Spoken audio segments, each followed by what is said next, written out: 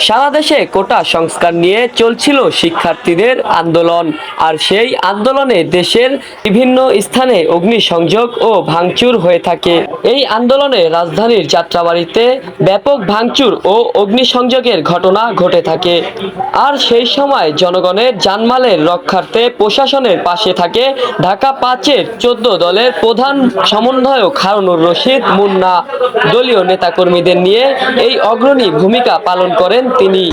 সারা দেশে কোটা সংস্কার নিয়ে যখন শিক্ষার্থীদের আন্দোলন, ঠিক তখনই শিক্ষার্থীদের উপর কোনো এক দুষ্কৃতী দল জোর দিয়ে সারা দেশব্যাপী ভাঙচুর, অগ্নিসংযোগ এবং একটি অস্থিতিশীল পরিবেশ সৃষ্টি করে।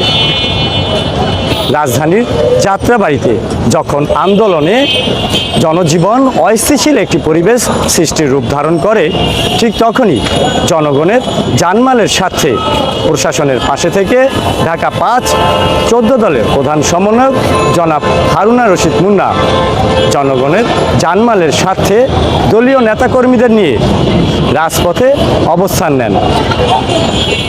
সংবাদের পাতা, এম এ জব্বার, যাত্রাবাড়ী, ঢাকা।